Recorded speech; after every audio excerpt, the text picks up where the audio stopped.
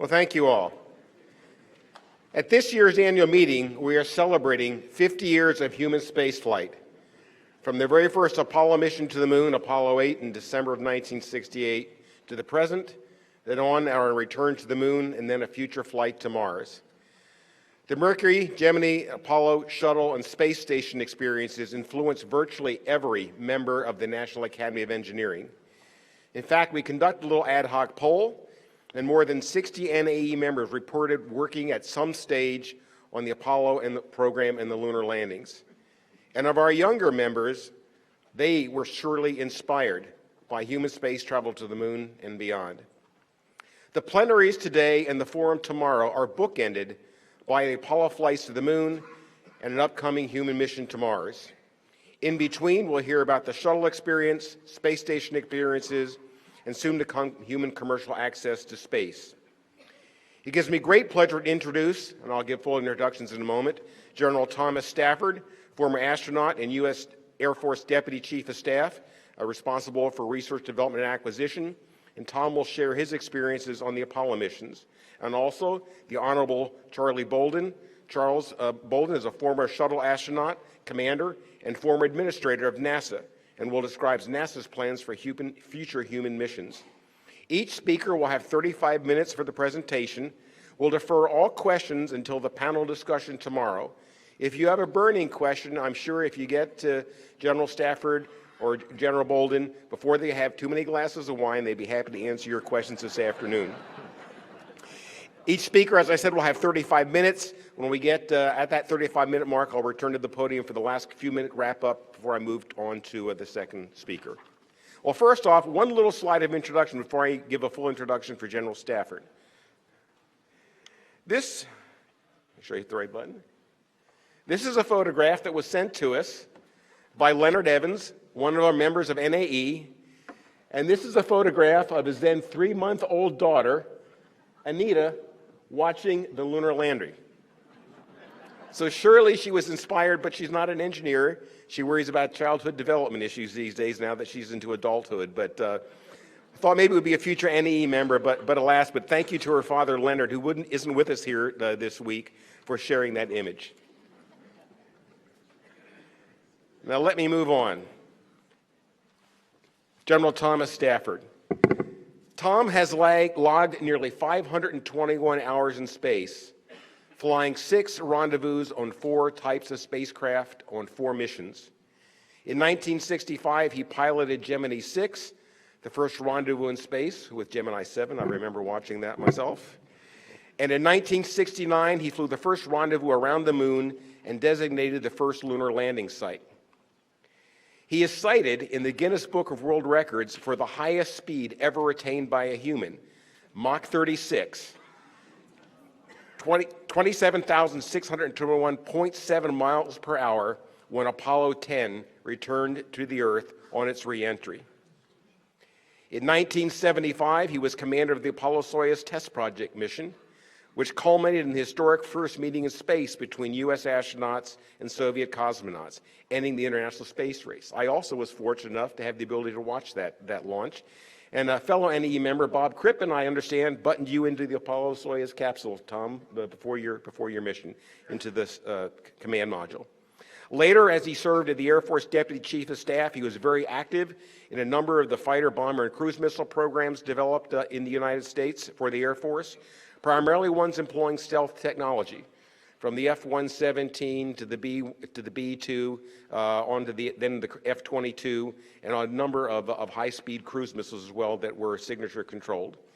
He received the NASA Public Service Award in 1994 and received numerous other honors and medals from NASA and from the Air Force. I could spend the entire 35 minutes telling you more about Tom, but there is certainly a great deal more information in his bio that appears in your program. And so with that introduction, I turn you over to NAE member General Thomas P. Stafford.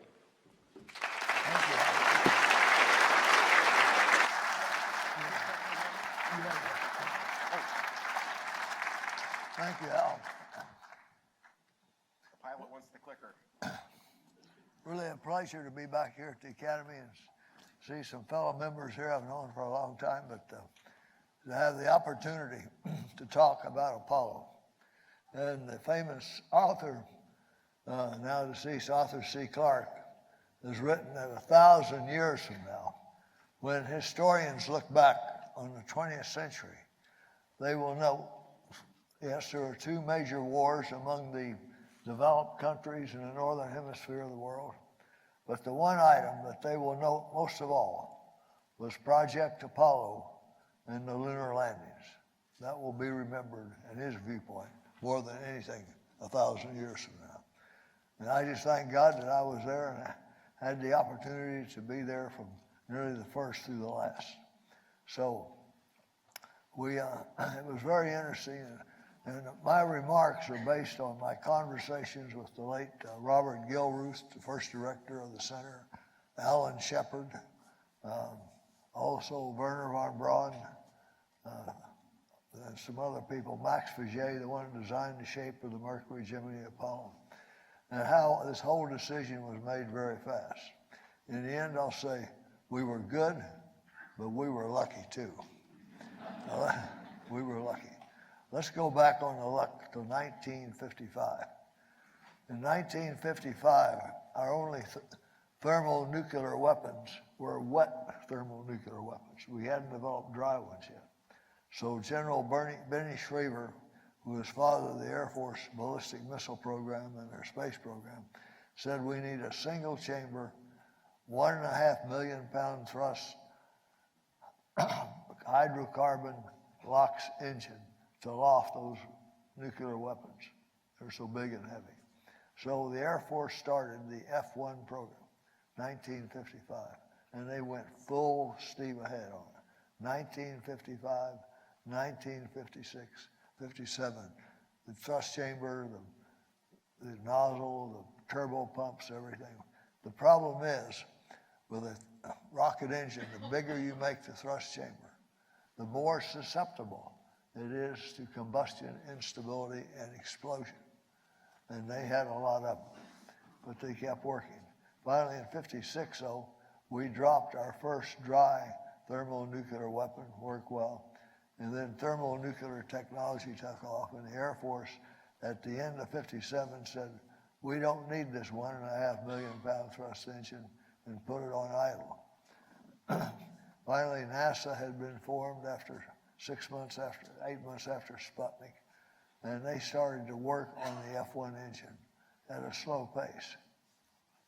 Now, we started Project Mercury and had 7, test pilots chosen for that. And we were marching down the road, and the first thing we'd have be a Mercury Redstone. But President Kennedy had been inaugurated there in January '61. And then suddenly on April the 12th, 1961, the Soviet Union surprised the world when Yuri Gagarin made the one orbit around the Earth. First one in space, Yuri Gagarin. And then only 5 days after Yuri Gagarin's flight, Kennedy got hit with another somewhat negative thing. We had Cuban exiles, sponsored by the CIA, had the invasion at the Bay of Pigs, which after 3 days had failed, so 17 to 20 April. So the Kennedy administration was not looking too good. He needed a winner. And May the 5th, Alan Shepard finally did a suborbital flight.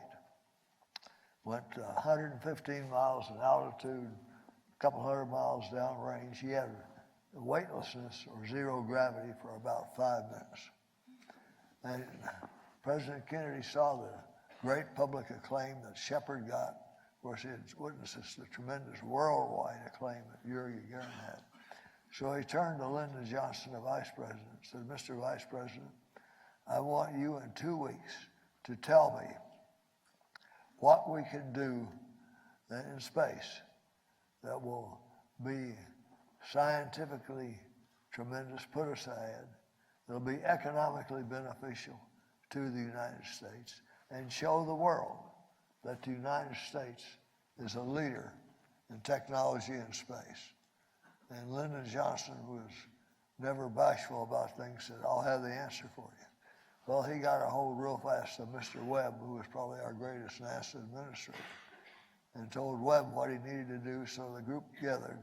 There was Dr. Gilruth of Houston, Max Fouché, who designed the shape of the Mercury Gemini Apollo, Dr. Von Braun from Marshall Space Flight Center, Abe Silverstein from Lewis Lab, and a couple others got together. And also, they came up, another thing that Kennedy asked President Johnson, how much will it cost? So after 2 weeks, the vice president went in to see President Kennedy, and he said, Mr. President, here's what our findings are. Number one, there is no way that we can beat the Soviets in flying around the moon. It's called a free return trajectory. And that's what you see up there. And that type of trajectory is what we flew on the first part of our Apollo missions. But the Soviets had a full, all-out position to go do that. It was called their ZOND, Z-O-N-D program. ZOND means probe in Russian. And Johnson was absolutely right. Number two, he said, that there is only a 50-50 chance that we can beat them in orbiting the moon. But number three, we feel definitely if we go and land on the moon and return, that'll put us ahead of the Soviet Union, and they can't match it. So it'll give us the greatest benefit and everything. And the cost, well, originally the group that was around Webb put together says, well, a Titan will cost so much, and this is the payload, and Atlas costs so much, we'll build it up. And all they're trying to just guess what it would cost. They said $10 million. Now Webb was very, 10 billion. So Webb was very wise. He'd been president, he'd been head of OMB, it's called the Bureau of the Budget at that time, under Harry Truman. And he worked there in the conglomerate for Senator Bob Kerr from Oklahoma in the oil fields, so he understood about cost growth. He says, no, you tell me 10 billion, it will cost 20 billion. So the vice president told President Kennedy it'll cost 20 billion.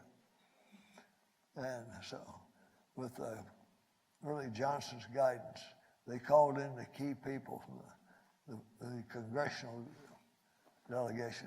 They had the Speaker of the House, Sam Rayburn, Carl Albert from Oklahoma, Bob Kerr, the senator from Oklahoma, Albert Thomas, appropriations from Texas. So they had the key people there. Only a few people knew about it. And then he called a joint meeting of the Congress, and that's when he laid out on May the 25th that the country will commit itself to go land a man on the moon and safely return in this decade. And so that's how Apollo was started in that period of time. There wasn't study groups and all this. It was,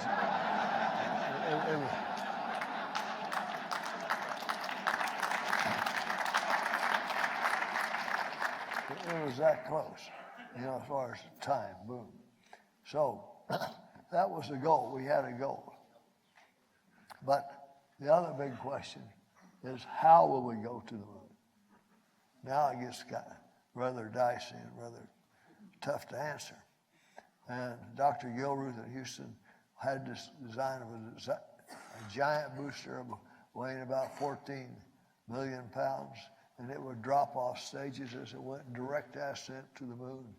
Land, it would be huge when it would land, or maybe have to have a rappelling rope to get on the side to step on the moon, or an elevator, and then take off and drop stages coming back. Dr. Von Braun had a different idea. He wanted two smaller vehicles, probably about the size of a Saturn V. They would rendezvous in Earth orbit. Again, nobody had ever done a rendezvous. And then they would go direct, dropping off stages, coming back. And so this was going on. In the meanwhile, a chief engineer from Langley, Dr. John Hubel and his group, came up with the idea. They said it's far better, and that will be faster. It'll be far less expensive. In their viewpoint, it'll be safer. He had numbers to prove it. So I'll take you through this. Here shows a free return trajectory. You go in Earth orbit, check all your systems are go, and then you take off and, oops, I have the wrong button. back it up a few slides. There we go. There, okay.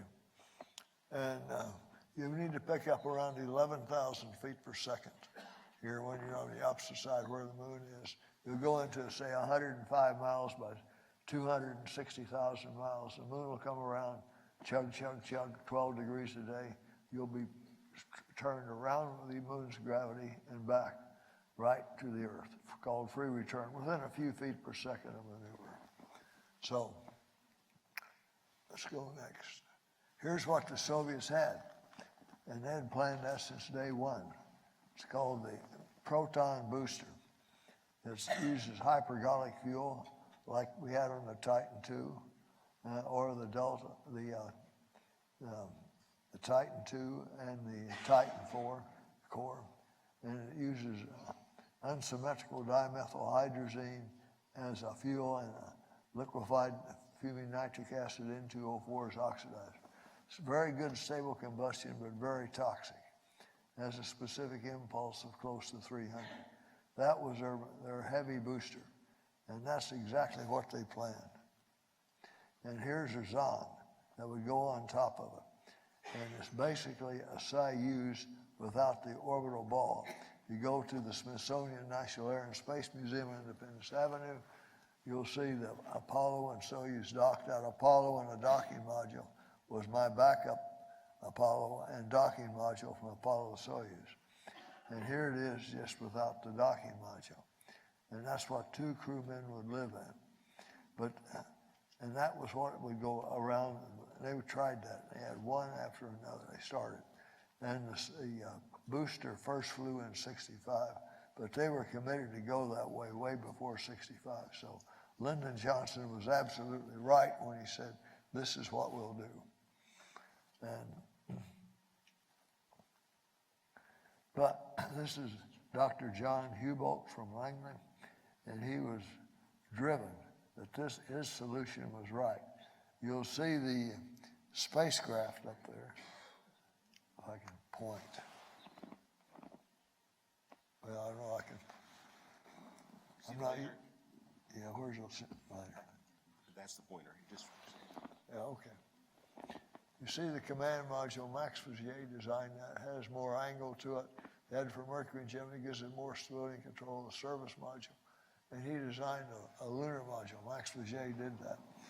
And he said, we'll do that, and we'll have a way to go. So he kept writing letters. Finally, he made an appointment, drove up to see Dr. Siemens, the deputy administrator of NASA, who had been chairman of aeronautics and astronautics at MIT.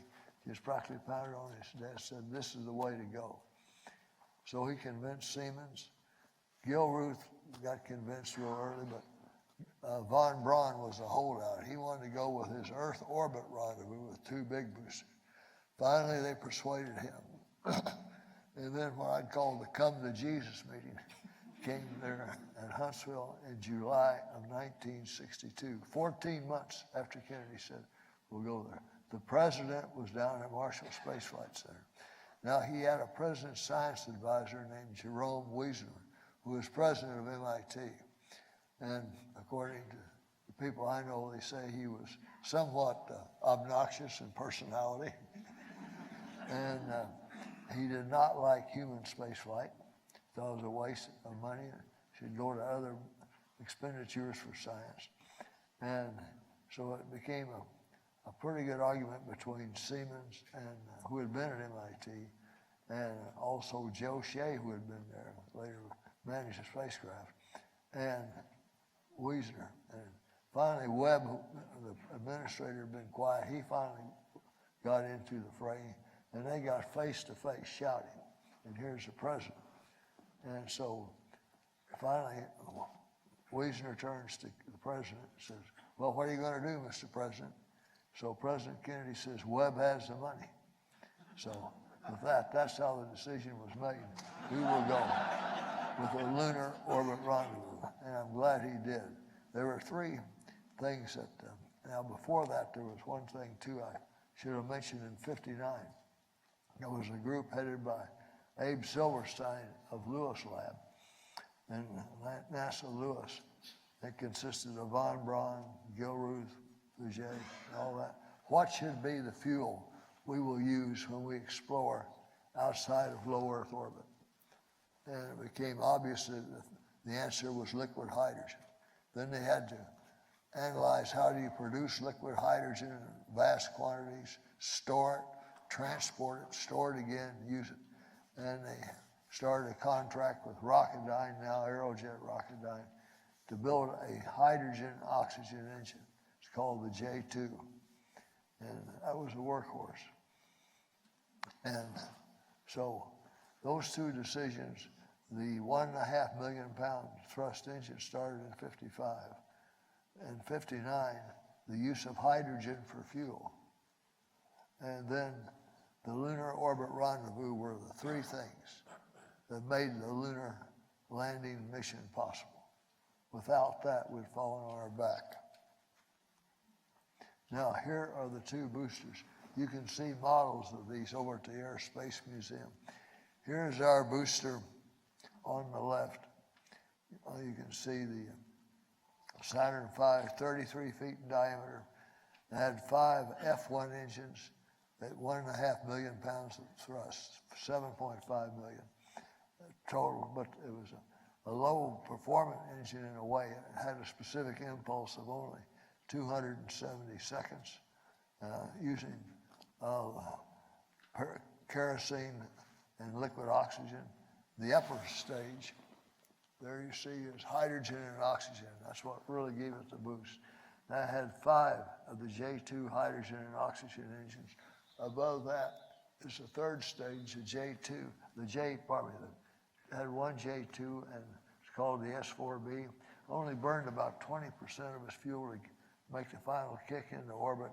Then the other 80% was used on the translunar injection to take us to the moon. Now, the lunar module was stored up there in the service launch adapter, and we used the fuel from the service module to about 3,500 feet to break into lunar orbit. Lunar orbit's 5,500 feet per second. In fact, it's interesting, after Earth orbit is 25,500 feet per second. You go around the moon, when you got there, you think you're going to stall because you're going so slow. It's only 5,500 feet per second. And over here is the N1. Now it had 30 engines on the first stage, 30. And they were NK-33s. They were the first stage combustion engine where you take the turbo pump, instead of just dumping the gas overboard, he put it into the chamber so it upped the efficiency. It was a pretty novel idea. It was high thrust. It had high thrust to weight ratio. The highest one ever built 137 to 1, where over here the F1 was maybe 90 to 1. And here, this one had a thrust chamber pressure of 2,000. And up above, they had the same engines, only with a bigger nozzle, centrifugal vacuum. Up here, this was a 5-stage booster. It's unbelievable. Third stage would get you into orbit. And then they had a stage just dedicated to translunar injection. And then they carried that up there, up this stage, would get you to lunar orbit insertion, where we would use basically the command module. So, but the difference, we had only 7.5 million of lower performing by standards of seconds. But yet, because of hydrogen in the upper stages, we could put a little over 300,000 pounds to low Earth orbit and have over 107,000 pounds to go out to the moon.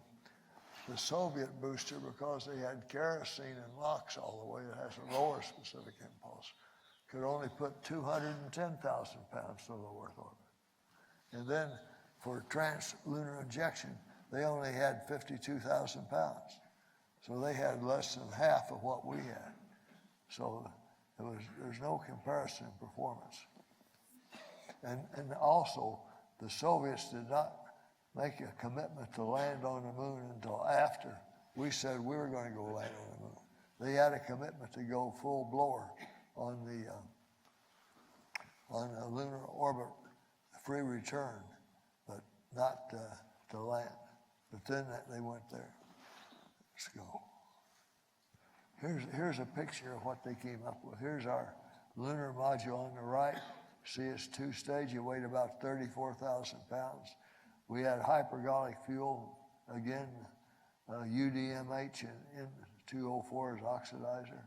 The descent stage was 10,000 pounds of thrust, throttleable down to 1,000 pounds. And all the attitude control was on the upper stage. Had a fixed engine on the upper stage, 3,500 pounds. And so it was really good, but it was also very thin. It was so thin, between the frames, unpressurized, you could take your thumb and push, and the aluminum would bow out. And we flew it with 5 pounds per square inch pure oxygen. Also the door that you would go out right up here, that was machined out of aluminum slab, and when you pressurized it to 5 pounds per square inch, the door would bow out. It wasn't meant to be used commercially. And over here, you see the small little, oops, let me take it back.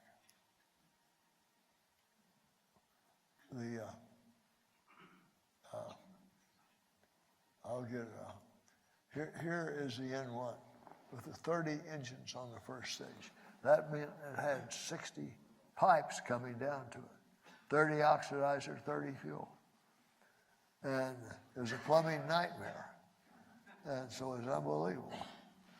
And also, when we built Von Braun insisted we build great test stands.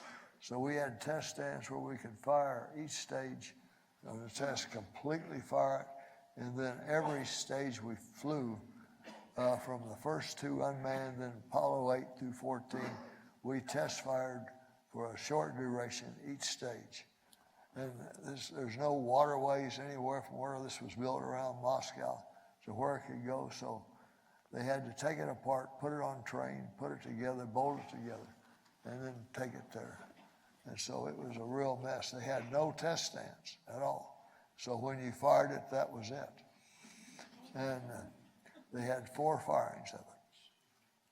The first one was there in early 69, and it got about 10,000 feet, and one of those 60 pipes broke loose, a fire broke out, and it exploded. The next one they had was in July 69, and they were going to try to fly it about the same time we had Apollo 11 and go around the moon and at least take some pictures. They got up around 400 or 500 feet, and a bolt got loose and into the oxidizer impeller pump, and that, inside of an oxidizer pump is not good, and it exploded and shut down a couple of the other ones. The whole thing fell back on the pad and exploded. And it has been recorded as one of the largest non-nuclear man-made explosions in the world. It was about estimated 2.5 to 4 kilotons. So at the low end, 2.5 kilotons. And when you think of kilotons, you always think of Hiroshima. And Hiroshima was approximately 15 kilotons. So when that thing fell back, it was about 1/6 of Hiroshima. Disintegrated the launch tower, the lightning protection pad, blew out the flame trench, everything. So that stopped the program. Later they tried 2 more, and they always had failures. They never got past the first stage. So they just couldn't hack it first. Now, let's keep going. What was decided, we were going to do a lunar orbit rendezvous. Also, nobody had ever done a rendezvous. So we started the Gemini program, where we'd have an Atlas of Gina. You see here the Atlas of the Gina on it as a target. Then we'd have the Gemini program. And Gemini was written really on a 1-page piece of paper, a memorandum with McDonnell Aircraft, carry 2 people on top of the Titan II booster. And Norm Augustine used to be head of the organization that had the Titan II, Martin Marietta. It was a great booster to ride. if you got off the pad. I had a problem with Wally there and one time. But the Air Force goofed up in rocket science. You always lead with fuel, follow with oxidizer. And you shut the oxidizer off first, and then the fuel. Von Braun learned that back in Germany in the 40s as he blew up V2s. Well, the Air Force goofed up on when Wallace Sharai and I were going to do the first rendezvous in space. And they had an oxidizer lead in. So when the Gina lit off to complete the burn into orbit, it exploded. So we didn't have a target vehicle. Gemini 7 is to do 14 days with Frank Borman, Jim Lovell. Came up with the idea we'll put a transponder on that. Took Gemini 6 off the pad, launched Gemini 7. And the Air Force had never turned around to pad that fast, but they did this time. And we're supposed to go in 9 days. Unfortunately, we got the T0. The engine had lit off. They shut down. We had the lift-off signal, and it was real touch and go. We had 2 double figures that morning. But we got through it all right.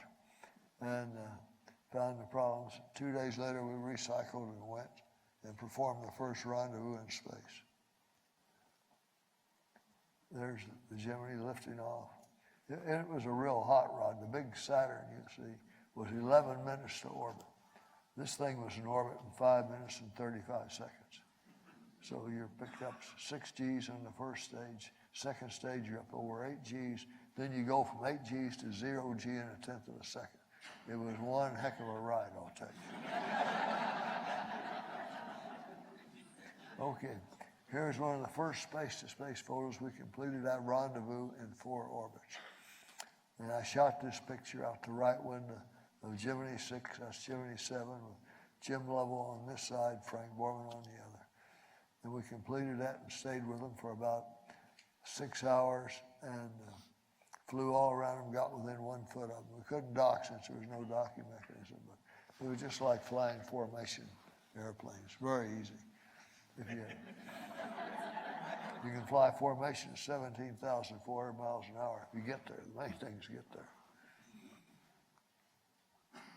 Here's the Saturn V, and it was a great booster.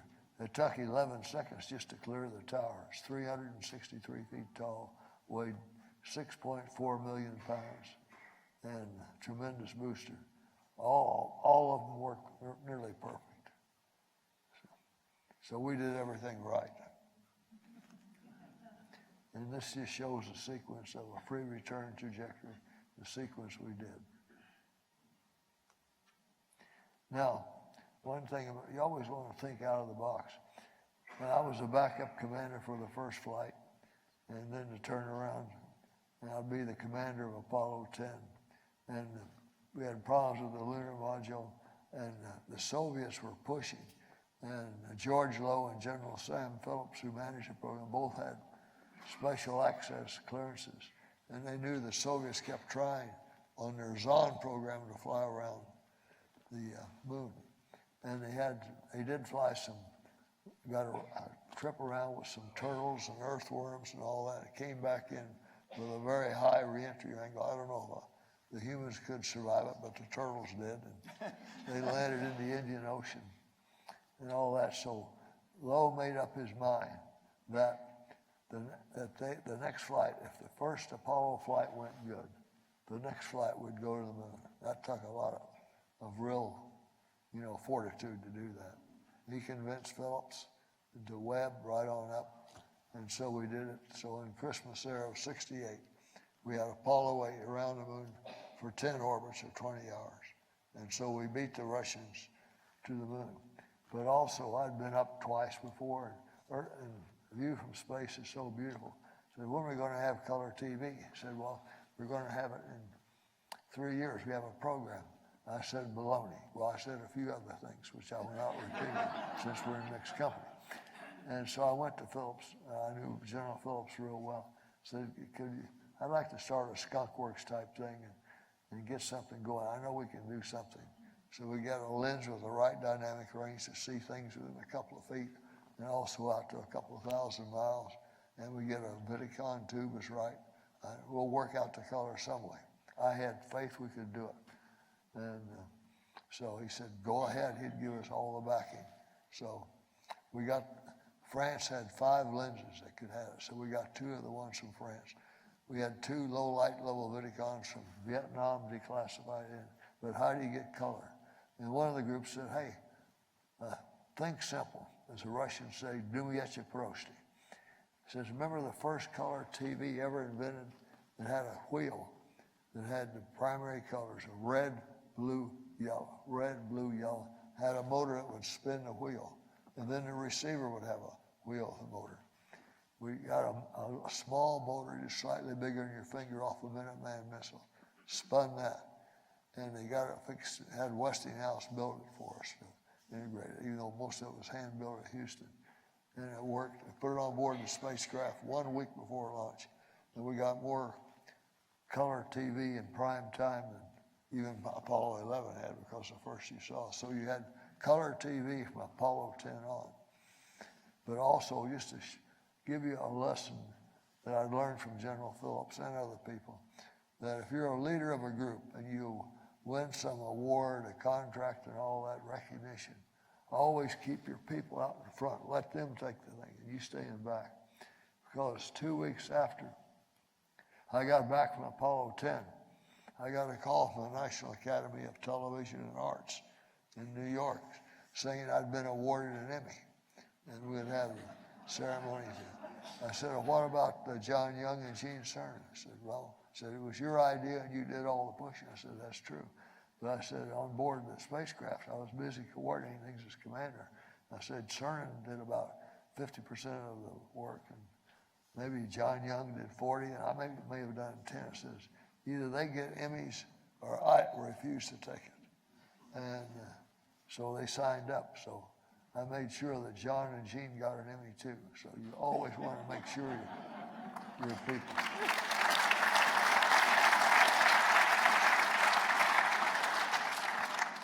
But here's the Earth, and we turned around, and we did, at the end of the first day, I was feeling real good, and I was kind of high. Things were just going great, and the TV was working good. I said, look, do me a favor. Call the British Flat Earth Society in London and tell the president he's wrong. Right here you can see on live color TV, the Earth is round. So we went to sleep that night, put the aluminum window shades up. Next morning, they read the news to us, and everybody was really amazed at the color TV we had and all that. And the second item was a message back from the president of the British Flat Earth Society. Said he had a message to Colonel Stafford, said he really appreciated the beautiful TV. Yes, the Earth was round, but it's a flat disk. So you got to have a little fun now. Here's another picture you'll never forget is your first Earthrise. And with our color TV, the picture here, people on the Earth saw it within a second and a half after we saw it. So it's really unique. It's really about the size of an orange. You see it. Here our job, our lunar module was too heavy to land. And our job was to go down to photo map, radar map, visually picked out potential landing site ellipse, and do the first rendezvous around the moon. Do all the procedures, except we couldn't land, and come back. And we had, and then this is to do everything there for the Apollo 11 crew, except 47,000 feet down. Also, Chris Kraft, who Charlie knows real well, is a great person.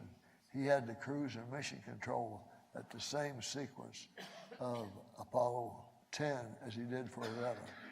Like Joe Engle, he had the rendezvous sequence. Charlie Duke had the descent sequence. Somebody else. So anyway, when Apollo 11 came, it's like they'd been there before. And it worked out great. And all the support people and all the support contractors right in the same thing. So it worked out good. So here's the lunar module Snoopy coming up, and I'm on the left, and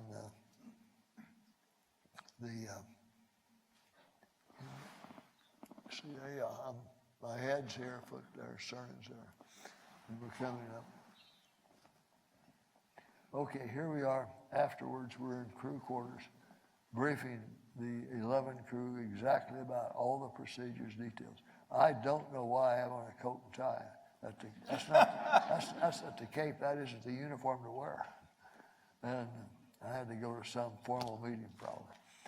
And so here we are briefing Neil and Buzz and Mike Collins, and there's Cernan next to me, and Neil on the other side, John Young. So we carried out the mission. Here's a picture inside, again with TV of Cernan and myself. And then here we are at the awards ball. In fact, I took General Phillips with me because he was the one that backed me all the way. And I got my crew the Emmy Award. So you always want to be sure that your team gets the same recognition you do, or put them in front. So that's what.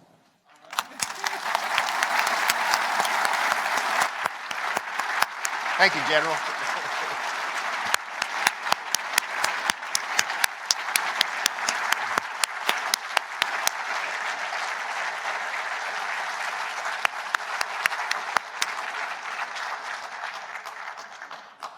Just wonderful, General Stafford. Thank you so much.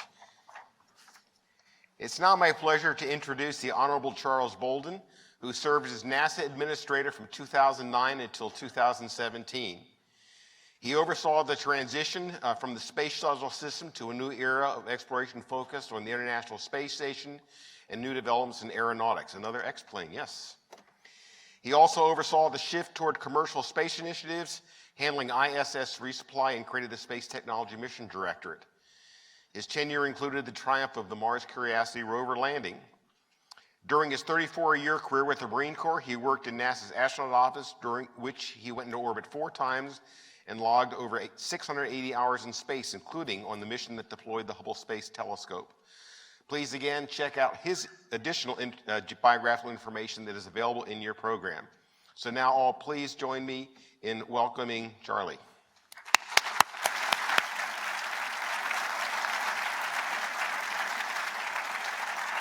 Thanks very much. My part in the play here is hopefully to tell you how we're going to Mars. I don't have a clue. However, there's a guy sitting over here in the first, second, third row, fourth row by the name of Admiral Jim Ellis. Jim, raise your hand if you would. See him in the reception because he chairs the users group of the National Space Council, so he really does know what NASA's trying to do today, whereas I've been gone for 2 years. So I'm going to tell you what happened while I was there and what I'm able to find out is going on today. So I picked this to start out since we're talking about the moon. Hopefully everybody knows what that little orb going around Earth is. That is the moon. And what's important and exciting about it is it's an image of our moon. It's a 28-day loop. And what you're seeing is something that we've never seen before because it's the backside of the moon taken by the Discover satellite that's about 1.5 million kilometers away from Earth. And we use it to get meteorological data. We use it to get all kinds of information from that vantage point out in space. Why is the backside of the moon important? Well, it's important because there's a lot of stuff. I use this term a lot. It's a scientific term that I learned while I was at the Naval Academy, a place where Tom and I studied. We have a lot of things in common. We both learned a lot of stuff at the Naval Academy. We also learned how to make a graph with one data point. So, and Secretary England, who's down here, who at the time that I'm just pointing out people who had an impact on my life. You probably don't remember this. I was on the golf course one day, and I got a call from Secretary England. And he said, Charlie, this is Secretary Gordon England. I said, oh, sir, I know who you are. He said, I've got a question to ask you. He said, I understand that the Commandant of the Marine Corps and the NASA Administrator have decided that you should go to NASA to be the Deputy Administrator. He said, I want to be blunt. Do you want to do that? I said, I'm a Marine, I go wherever you tell me to go. And he said, that's not the question I asked. And I said, well, I never did answer the question, I don't think. But I said, well, Mr. Secretary, I have the best job there is, one of the best jobs there is in the Marine Corps right now. I'm commanding the 3rd Marine Aircraft Wing, and I've got 18,000 Marines who I know and love. And if truth be told, I'd much rather stay here with them. And he said, I just wanted to check. I got called back to Washington to at least interview for the job anyway. And I think the night before my confirmation hearing, all of a sudden everything blew up. And I went back out to Miramar, California, and resumed my job. So I'm not sure whether Secretary of England had anything to do with everything blowing up. But it was one of the best things that ever happened to me, was having an opportunity to finish out my tour with 3rd MAR and finish up my tour with the Marine Corps. So a lot of people in here who I owe a lot. Jean-Jacques Dordain, who was, what do you call it, inducted this morning, is a dear friend. He is the Dean of space flight, in my estimation. He is the Dean of agency heads for every agency in the world. He taught me a lot when I came in to be the NASA administrator. He was already serving as the director of the European Space Agency, the director general. And he and I kind of went through most of the 8 years of the Obama administration together. And so I want to talk to you a little bit about the kind of things that he and I did, along with as Tom says, you give credit to the people that do the work. And so Jean-Jacques and I had an opportunity to work with 20 some odd other nations in trying to get to where we are today, talking about going to Mars. I want you to just take a quick glimpse at this. This is the way most people who go to space see Earth today. We don't have anybody who's seen Earth from that vantage point like Tom did in the Apollo era. So this is a space person's vantage point of Earth. But it's good enough to let you know, here's just a lesson that has nothing to do with engineering, it's human nature. There are no borders and boundaries down there. You can't tell where one group of people lives and another group of people lives, and even if you try. And that's a lesson that I try to tell kids all the time. It also gives you a good glimpse of our tiny little atmosphere, that thin blue line between the blackness of space for that 45 minutes that you're in daylight, and then the 45 minutes that you're in darkness. And it's important for us all to realize that that's really, really, really not a lot. And so for everybody in here, I know I'm preaching to the choir, but we've got to convince other people we really need to take care of that. Contrary to Elon Musk is a good friend. I'm not like Elon. I'm not looking for another place to live. There is no planet B. Okay? There is no plan B. When we need to leave Earth, it means everything's on its way out. So we need to learn how to take care of this one, so we don't need to be dreaming of other places that we can go live. So I will leave that message.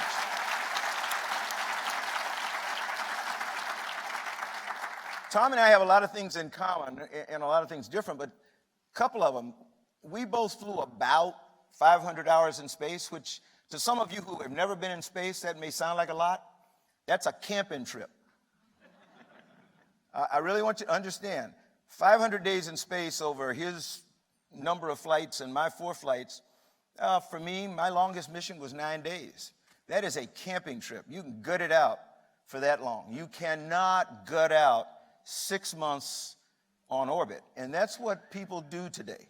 We live and work in space, and for those of you who have kids or grandkids or anybody who's 19 years or younger, they have not taken a single breath when we've not had people living and working on the International Space Station about 250 miles above Earth. They're working and living. They are not camping. And so there's a dramatic difference between the astronauts of today and the astronauts of Tom and my era, for very good reason. You're seeing a lot of young doctors, engineers, scientists, people that we eschewed back in the old days of the space program. But there are people that are going to really get us to Mars. For those of you who don't follow the space program, I think we've finished now, but Christina Koch and Drew Morgan did the first of 5 EVAs, 5 spacewalks that are scheduled for this month alone. That's a lot. And that's about 8 hours each time. And if everything goes well, on the 21st of this month, we will finally have a spacewalk where we'll have Christina Koch and Jessica Meir, 2 women for the first time doing a spacewalk. Hold on. I keep my fingers crossed. I just told you that so you can pay attention, but you never know what's going to happen. We were here before, and we learned that our planning wasn't all that red hot when you didn't have 2 suits for 2 women. So, the minor problem. So, there are a number of things that we believe we need if we're going to really take humans to Mars. And it means we cannot leave any of the 51% of the planet behind. And I think the women here know what I'm talking about. So we've got about 51% of the people on the planet that we've got to use. And we've got to let them lead and do other things. And so NASA, while we don't get it right all the time, I think we're making a great effort at doing that. And I want you to take a look at where they are today.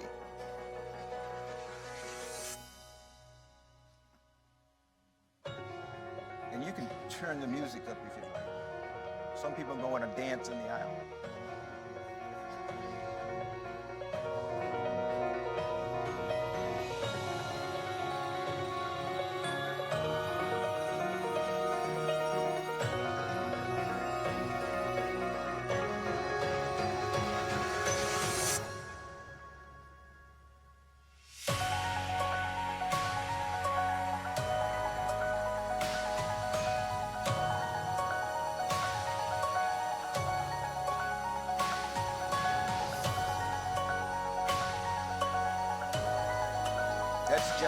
That's Christina Koch, who did her spacewalk today, and will live on station for another half year. She'll be there for a year when she comes home.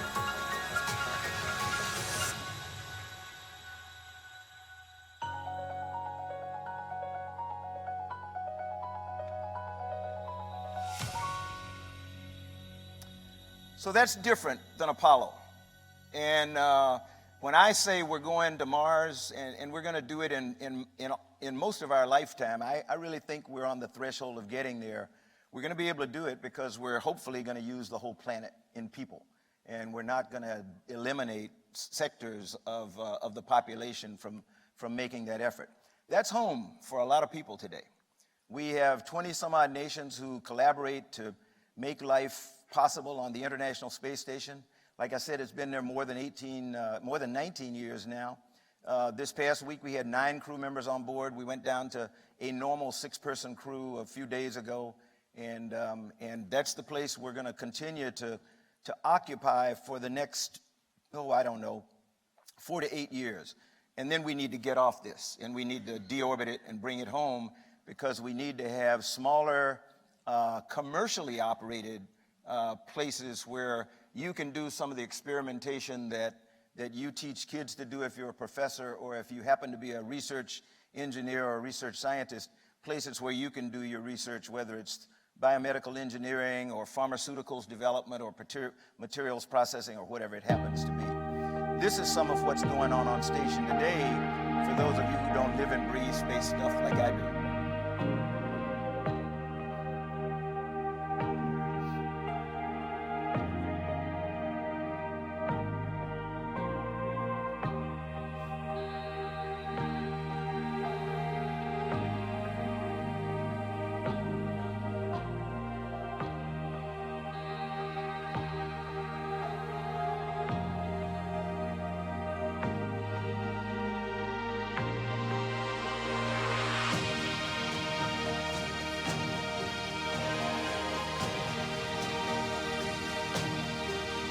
This has been a game changer, this exercise apparatus.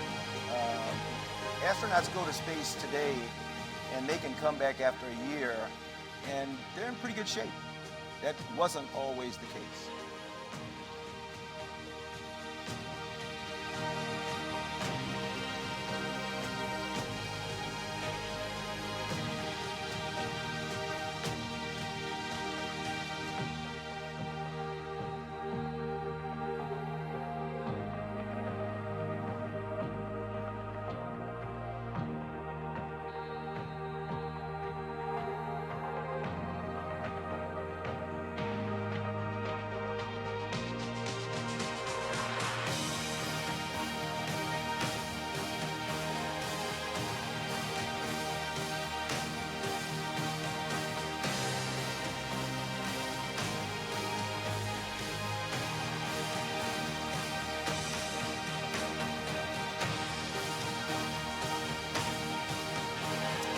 saw the circle of flags. We added a new flag this past week, when the UAE had their first astronaut go to the International Space Station, stay for a few days, and then come back home. So we're adding more and more nations as we go along. And I firmly believe one of the things that's really going to help us get to Mars is going to be the international collaboration that's going on now. We made a dramatic change. Actually, we were following the direction from the young Bush administration way back from 2003. After we lost the Columbia orbiter, we had the Columbia Accident Investigation Board, and they said, look, here's guidance we think NASA should adapt. We should retire the shuttle, say, by 2010 or 2011, and we should use the benefits of American and international industry to get things and people back and forth to space. And so when we came in as part of the Obama administration, we said, okay, like it or not, it's probably time to do that. If we really want to explore, the space shuttle is not a vehicle that's going to get us anywhere other than low Earth orbit. So we need to be able to move on to exploration vehicles, and we need to have somebody who can stay behind in low Earth orbit and take that over, because it's an absolute essential to have a low Earth orbit infrastructure from which you can migrate out to lunar orbit and then eventually on out to Mars. So that was the plan. So what we started doing was partnering with industry. This used to be Orbital Sciences. David Thompson started a company called Orbital Sciences. They purchased ATK, which used to be Alliant ATK. They were subsequently bought by Northrop Grumman. So this is the Cygnus spacecraft. I love the way that David and his crew started out, because they are an American company that launched Cygnus, produced by the Italians, on a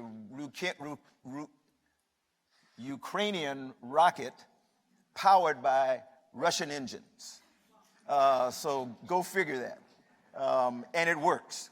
And so Cygnus is one of our tried and true deliverers of cargo to the station today. Everybody knows about SpaceX. This is the Dragon.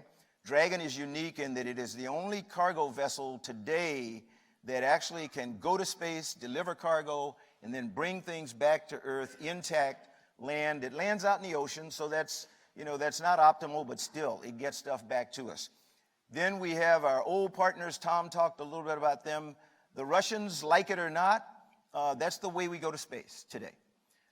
We have an alternative, but Congress told us we couldn't use it, and that's the Chinese. So we don't use the other nation that gets people to space today, because NASA is the only agency of the federal government that is congressionally prohibited from working collaboratively with the Chinese on human spaceflight. So we're dependent on the Russians today to get our crews back and forth. And it's very reliable. The good thing is we work very well with Roscosmos, while I'm not sure that diplomatically and politically we do anything else well with the Russians, but that's okay. This is the HTV. It's the largest cargo vessel we have today. It's produced by the Japanese Space Agency, JAXA. It just went up to station a couple of weeks ago, and it delivered the new batteries that we're now putting on board. That was the mission. The spacewalk that was done today was the first in a number of different spacewalks to install lithium-ion batteries to replace the older batteries that we had. And the Japanese space cargo module is one of the best that we have, because it can carry outsized crew. You haven't seen this one yet, but if everything goes well, we hope they'll fly this year. It's called the Dream Chaser. It's a miniature shuttle. As a pilot, I love it because it's got wings, and it comes back and lands on a runway, and people fly it. So Tom and I we'd love to go fly this.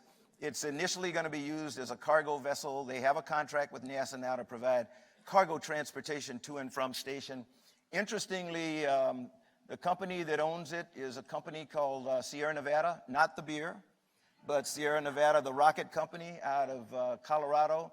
And they have a very interesting business model. They have entered into agreements with multiple nations around the world. Because of its size, it can fit into a C-5.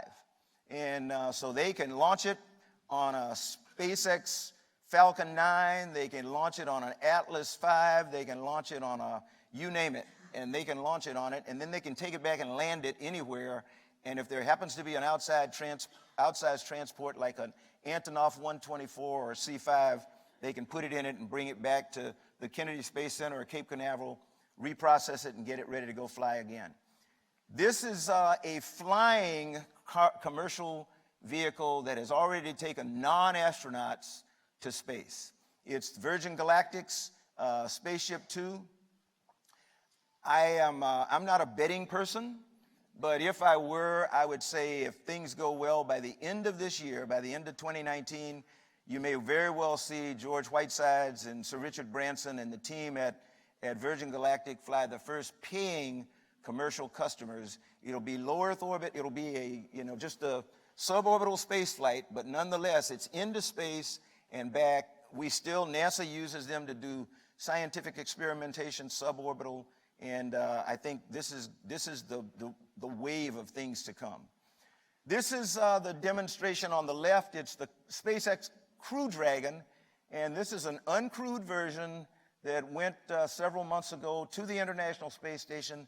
It docked itself, stayed there for several days. The crew went in to make sure it looked good and all that kind of stuff, and then it undocked, came back to Earth, landed intact, and now we've got it turning around, and we're going to fly a SpaceX Crew Dragon, hopefully next year with a crew. And it'll be an all-NASA crew because SpaceX doesn't have a cadre of astronauts. On the right is the artist concept of the Boeing CST-100. It's their version of a crew carrier. It still has a number of tests that it has to go through. It has to do the demonstration, the uncrewed demonstration that the SpaceX Crew Dragon has already done, and then hopefully next year they'll fly. Big difference in the vehicles. Not a lot on the outside, but on the inside, it represents two dramatically different ways of thinking.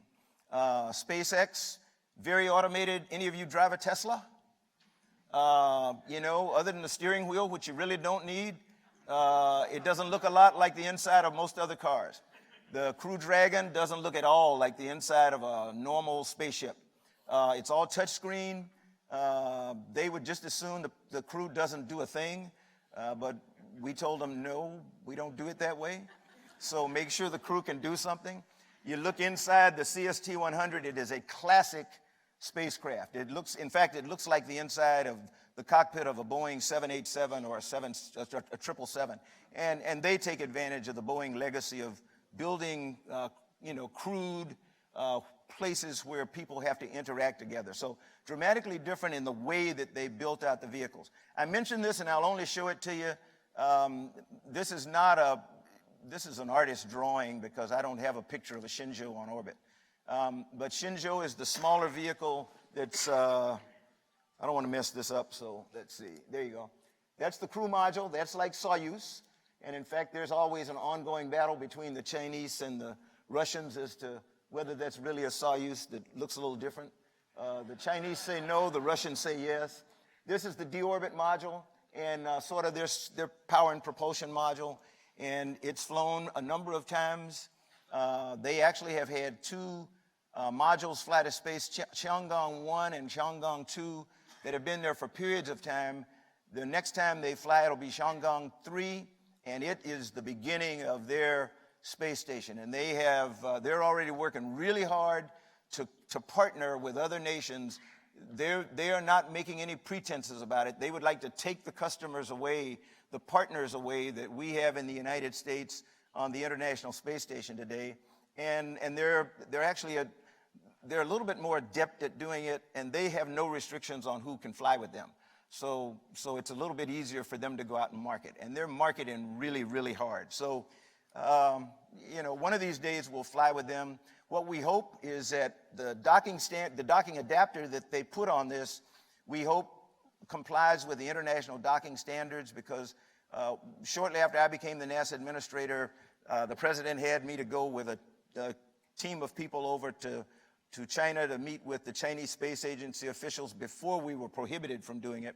And we took a copy of the international docking standards that were in work at the time, left it with the Chinese, asked them to evaluate it and give us any feedback they had. To my knowledge, they never gave us any feedback, but we're hoping they do what they usually do and put it into their vehicles. because if they did, it means that Shinjo can dock with the International Space Station and we can dock other vehicles with it. So we're kind of keeping our fingers crossed that that's what happened. I'm not going to spend a lot of time here, but this shows you what's going on in space today that's paving the way for us to get to Mars and to get back to the moon and then on to Mars. We're doing in-space manufacturing. NASA's actually talking about advertising and branding, you know, sticking little decals on the side of a spacecraft, which makes my skin crawl. But I leave that to Admiral Ellis over there. You know, whatever works, works. Dr. Bobby Braun. Bobby, are you back there in the back? He just left. He was my first technology associate administrator for technology development. Awesome guy, formerly from Georgia Tech. I think I can say it. I can. Just left UC Boulder, where he was the dean of engineering, and he's going to really his dream world, which is JPL, the Jet Propulsion Lab, where he actually started. He's a Mars guy. So I'm glad to see Bobby going back out there, because we need people who can get us on the surface, get people on the surface of Mars, and he's really good at it. And then the one thing that we cannot forget, education and outreach. I know almost all of you, if not all of you, have programs in education and outreach. If we don't do that, we're not going anywhere. Because the people who are going to land on Mars and the people who are going to be the final say-so of yes, we're going, they're not sitting in this auditorium, okay? Trust me, they are not sitting in this auditorium. I hope to be watching on a TV, sort of like the little girl that was sitting, not in a rocking chair, but in a crib. But I hope to be watching on TV when my granddaughter or somebody else lands on Mars the first time. But we've got to get kids excited.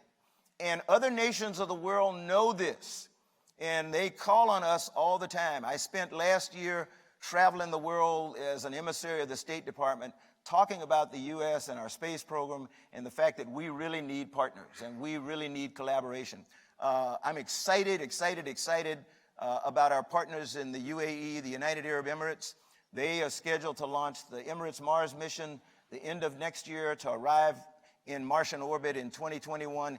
If they can get there, and that's a big if, because Mars is hard to get to, but it will arrive to celebrate the 50th anniversary of the founding of the UAE.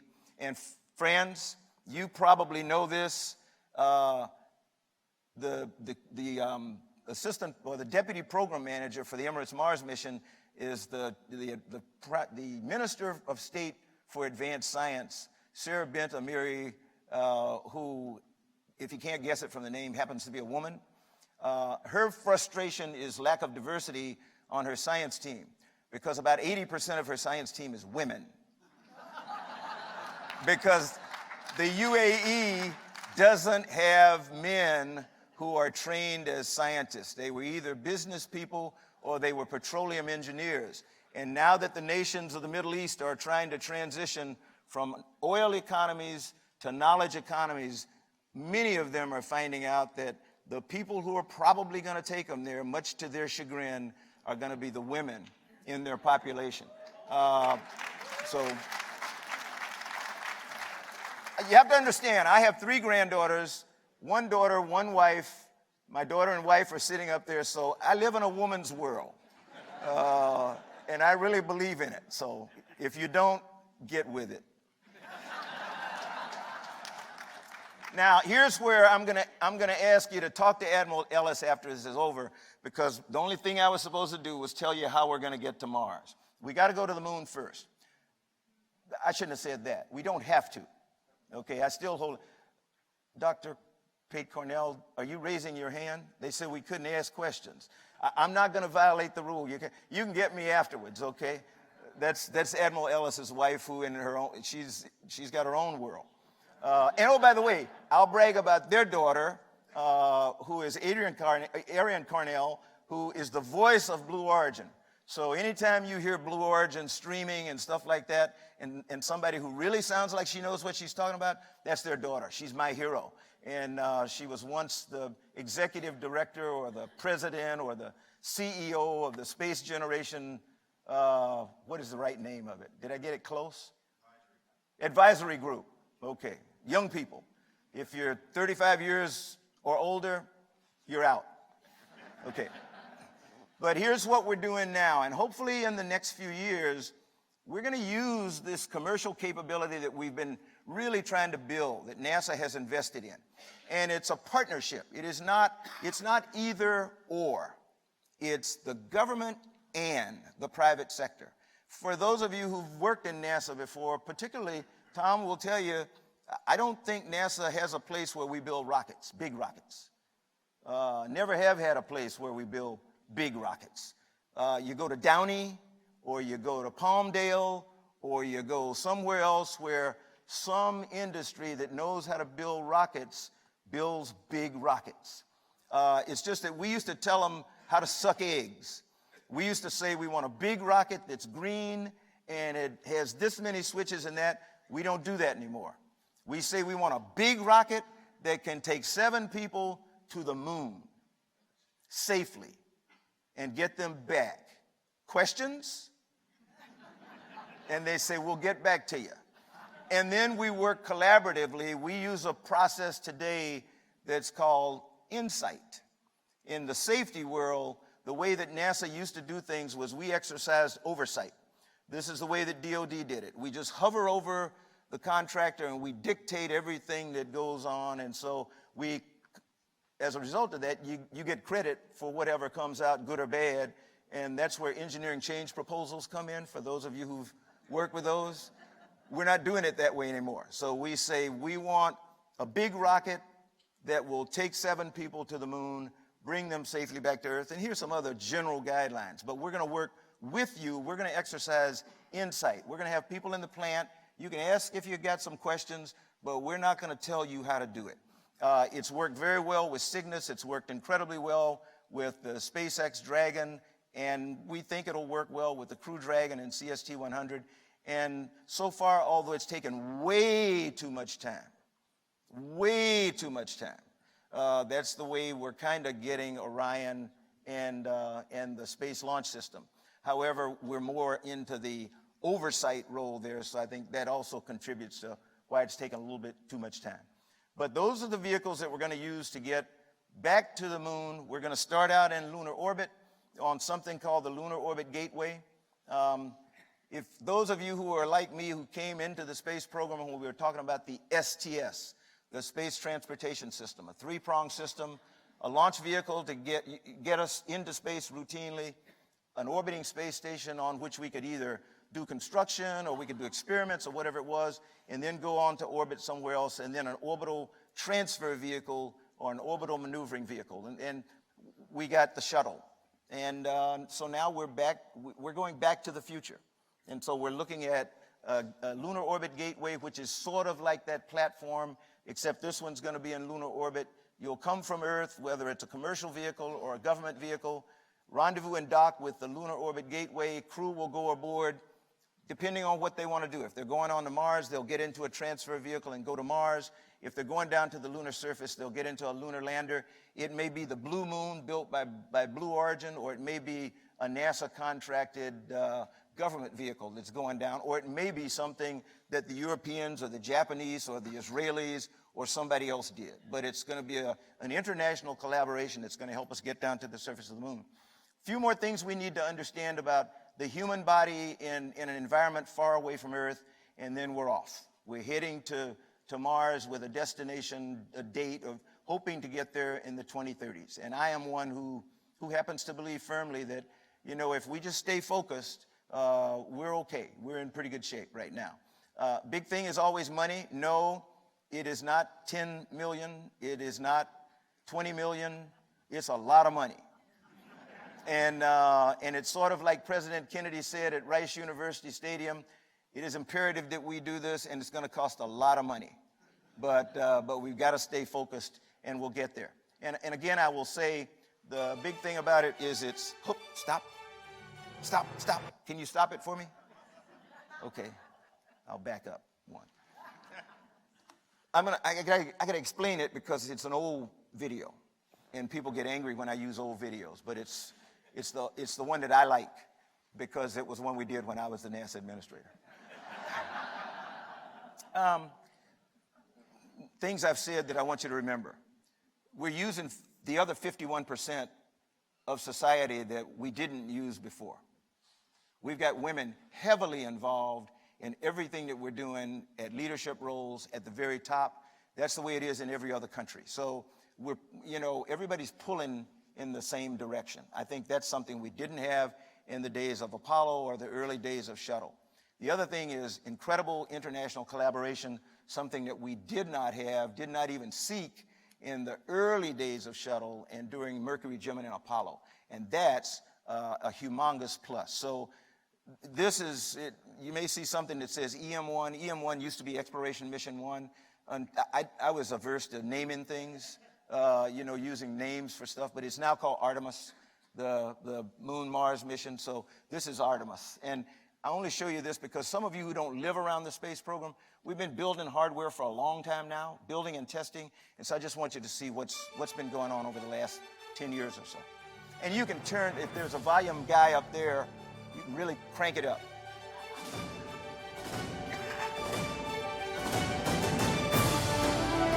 And you'll know where the CGI is. Some of the stuff, if you see a rocket launch, no, haven't done that yet.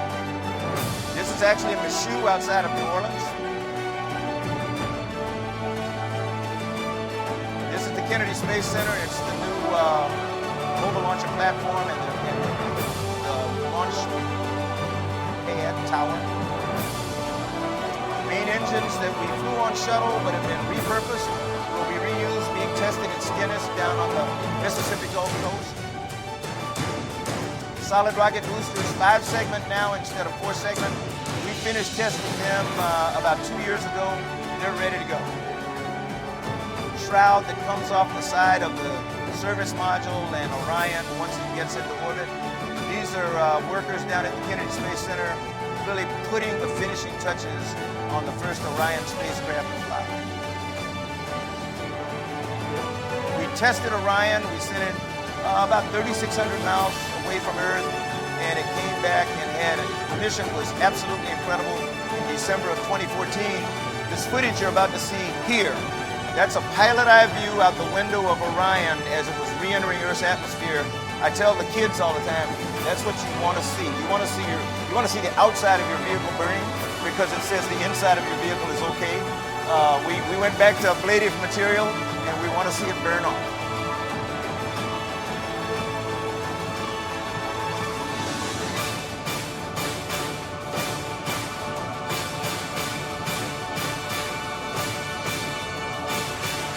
So I plead with you to get excited about your space program and Mars because we're going whether you like it or not.